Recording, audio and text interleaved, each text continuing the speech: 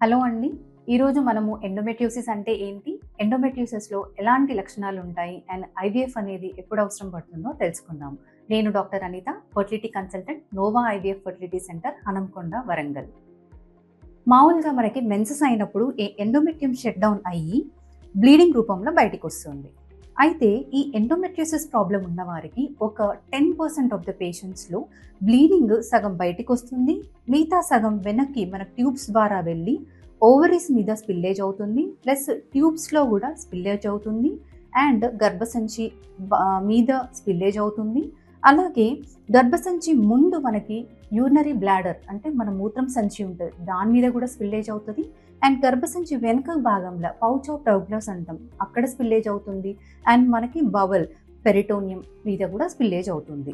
So ఇలా spillage అయిన తర్వాత మనకి నెల నెల మెన్సెస్ అయినప్పుడు ఎక్కడైతే స్పిల్లేజ్ ఏరియాలో ఎండోమెట్రియం డిపాజిట్ అవుతుందో అక్కడి నుంచి కూడా బ్లీడ్ అయ్యి మనకి బ్లీడింగ్ ఎక్కడికి వెళ్ళాలో తెలియక అక్కడే అక్యుములేట్ అయ్యి ఉంటుందన్నట్టు. అయితే ఈ ఓవరీలో అలాగే అక్యుములేట్ అయ్యి ఒక చాక్లెట్ సిస్ట్ లాగా ఫామ్ అవుతుంది. అంటే రక్తం గడ్డగట్టిన సిస్ట్ లాగా ఉంటుంది. ఈ రక్తం గడ్డగట్టిన సిస్ట్ వల్ల ఏంటంటే మనకి ఈ పక్కన ఉన్న నార్మల్ ఓవేరియన్ టిష్యూ అనేది డ్యామేజ్ అవుతుంది. ఈ ఎండోమెట్రియోసిస్‌లో ఏంటంటే ఇది ఇన్‌ఫ్లమేషన్ అనేది ఎక్కువ ఉంటుంది దాంట్ల.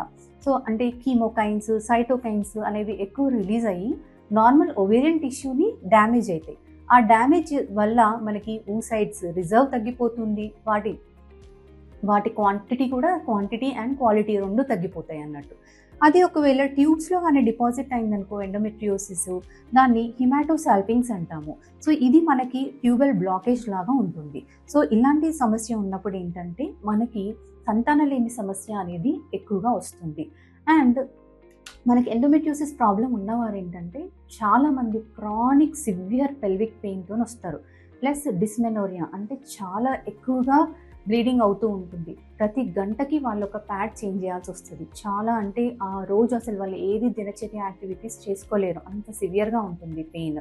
అలాగే మనకి వాష్‌రూమ్‌కి ఎళ్ళాలన్నా, మోషన్‌కి గానీ, తర్వాత మూత్రం వెళ్ళాలన్నా గూడా చాలా ఇబ్బంది పెయిన్‌ఫుల్ ఉంటుందన్నట్టు. అండ్ హస్బెండ్‌తోని కలిసినప్పుడు గూడా డిస్కంఫర్ట్ ఉంటుంది. బాగా పెయిన్ ఉంటుందన్నట్టు. సో, ఇలాంటి లక్షణాలన్నీ ఉంటాయన్నట్టు చాలా కామన్‌గా. అండ్ పొట్టలో గూడా బ్లోటింగ్ సెన్సేషన్, వామిటింగ్ సెన్సేషన్ అనేది ఎక్కువగా చూస్తుంటాం. అయితే మరి ఇది ఎలా డయాగ్నోస్ చేసుకోవాలి ఎండోమెట్రియోసిస్? మనకి బేసికల్‌గా గైనకాలజిస్ట్ దగ్గరికెళ్ళినప్పుడు ఒక పెల్విక్ ఎగ్జామినేషన్ చేస్తాం. ఆ పెల్విక్ ఎగ్జామినేషన్‌లో మనకి గర్భసంచి గాని బాగా ఫిక్స్డ్‌గా అంటే ఎక్కువ మొటిలిటీ లేకుండా ఫిక్స్డ్‌గా, రెట్రోవర్టెడ్‌గా ఉన్నప్పుడు మనకి అది డిటెక్ట్ అవుతుంది. ప్లస్ అలాగే మనకి రెక్టమ్ ఎగ్జామినేషన్ చేసినప్పుడు నాడ్యులారిటీ ఫీలింగ్ అనేది వస్తూ ఉంది. అండ్ ఒక స్కానింగ్ చేసినప్పుడు స్కానింగ్‌లో గూడా అడ్నెక్సియల్ సిస్ట్‌లు ఏమన్నా ఉన్నాయా? ఓవరీలో ఏమన్నా సిస్ట్‌లు ఏమన్నా ఉన్నాయా? దాని అపియరెన్స్ బట్టి మనకి ఎండోమెట్రియోసిస్ ఉందా లేదా అనేది కూడా తెలుసుకోవచ్చు. మరి దీనికి ది గోల్డ్ స్టాండర్డ్ టెస్ట్ అనేది కూడా ఎండోమెట్రియోసిస్‌కి ఉంది. అదేంటంటే డయాగ్నోస్టిక్ లాప్రోస్కోపీ. ఈ డయాగ్నోస్టిక్ లాప్రోస్కోపీ ద్వారా ఏంటంటే మనకి ఏ స్టేజ్ ఆఫ్ ఎండోమెట్రియోసిస్ ఉందో కూడా తెలుసుకోవచ్చు. మనకి ఎండోమెట్రియోసిస్‌లో 4 స్టేజెస్ ఉంటాయి. దాంట్లో stage 1, stage 2, stage 3 and stage 4.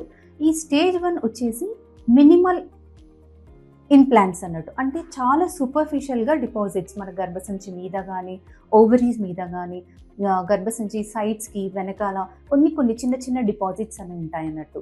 And అది మైల్డ్ డిజీజ్ అంటే ఇది స్టేజ్ 2 ఎండోమెట్రియోసిస్. దీంట్లో కొంచెం సూపర్ఫిషియల్ ఇంప్లాంట్స్ అనేవి సేమ్ యూట్రస్‌లో, ఓవరీలా యూట్రస్ చుట్టుపక్కల, వెనకాల, మీద అలా ఉంటూ ఉంటాయన్నట్టు. సో, ఇట్లా స్టేజ్ 1 అండ్ స్టేజ్ 2 ఉన్న వాళ్ళకి ఏంటంటే మెడికల్ మేనేజ్‌మెంట్ ద్వారా వాళ్ళకి పెయిన్ సింప్టమ్స్ అనేవి కంప్లీట్‌గా సప్రెస్ చేయొచ్చు. అలాగే ఇన్ఫెక్షన్ కూడా ఈ డిపాజిట్స్ కూడా తగ్గేటట్టు అంటే మెన్సెస్ రాకుండా వాళ్ళని ఓరల్ కాంట్రాసెప్టివ్ పిల్స్‌తోని గానీ, వేరే ఓన్లీ ప్రొజెస్ట్రాన్ మెడిసిన్స్‌తో గానీ సప్రెస్ చేసిన తర్వాత స్పాంటేనియస్‌గా గూడా వాళ్ళకి ప్రెగ్నెన్సీ అనేది రావడం జరుగుతది. Next is stage 3. స్టేజ్ 3లో ఏంటంటే చాక్లెట్ ఓవేరియన్ సిస్ట్. ఒకవేళ సైజ్ గానీ మనకి 4 సెంటీమీటర్స్ కన్నా ఎక్కువ ఉందనుకోండి, అప్పుడు మనకి ఓవేరియన్ టిష్యూ, తర్వాత ఓవేరియన్ రిజర్వ్ అనేది డ్యామేజ్ అయ్యే అవకాశం ఎక్కువ ఉంటుంది. అలాగే మనకి థిన్ ఫ్లిమ్సీ అడేషన్స్ అనేవి చాలా ఉంటాయి. వీరికి ఏంటంటే లాప్రోస్కోపీ పద్ధతి ద్వారా ఆ సిస్ట్ తీసేసి సిస్ట్ వాల్ కూడా డీప్‌గా ఎక్సిషన్ చేసిన తర్వాత ఏదైతే అడేషన్స్ ఉంటాయో అడేషన్స్ అన్నీ రిలీజ్ చేసిన తర్వాత చాలామందికి మెడిసిన్స్‌తోని ఇంప్రూవ్మెంట్ అనేది ఉంటుంది. స్పాంటేనియస్ ప్రెగ్నెన్సీ రేట్ ఓన్లీ 20-30% వాళ్ళకి మాత్రమే ఉంటుంది. Next is stage 4 endometriosis. దీని ఏంటంటే డెన్స్ ఎడేషన్స్ ఉంటాయి, చాలా థిక్గా ఎడేషన్స్ ఉంటాయి. దీంట్లో ట్యూబ్ ఓవరీ యొక్క అనాటమీ కూడా టోటల్గా డిస్టర్బ్ అయిపోయి పేగులు అతుక్కుపోవడము, గర్భసంచి కూడా మొత్తం ప్లాస్టర్డ్ ఉంటుంది, ఫ్రోజన్ పెల్విస్ అని కూడా అంటామన్నట్టు. సో ఇలాంటి కండిషన్స్లో మనకి నార్మల్గా ప్రెగ్నెన్సీ అయ్యే అవకాశం అయితే చాలా తక్కువగా ఉంటుంది. సో ఎవరైతే స్టేజ్ 3 అండ్ స్టేజ్ 4 ఎండోమెట్రియోసిస్తో బాధపడుతున్న వారికి మాత్రమే మనకి ఐవీఎఫ్ అనేది అడ్వైస్ చేయడం జరుగుతుంది. సో ఐవీఎఫ్లో ఏం చేస్తాము, 10 days ఇంజెక్షన్స్ ఇచ్చిన తర్వాత ఎగ్స్ మనకు తీసుకున్న తర్వాత బేబీని తయారు చేస్తాం.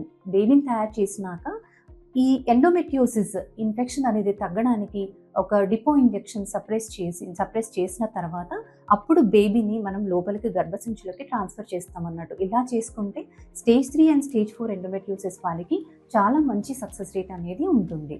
సో మీరు పెయిన్తోని బాగా సివియర్ పెయిన్తో ఏమన్నా బాధపడుతూ సంతానలేమి సమస్యతోని బాధపడుతుంటే ఎక్కువ నిర్లక్ష్యం చేయకుండా వెంటనే డాక్టర్ దగ్గరికి వెళ్ళి తొందరగా ట్రీట్మెంట్ తీసుకుంటే సంతానలేమి సమస్యతోని రాకుండా నివారించవచ్చు. Thank you.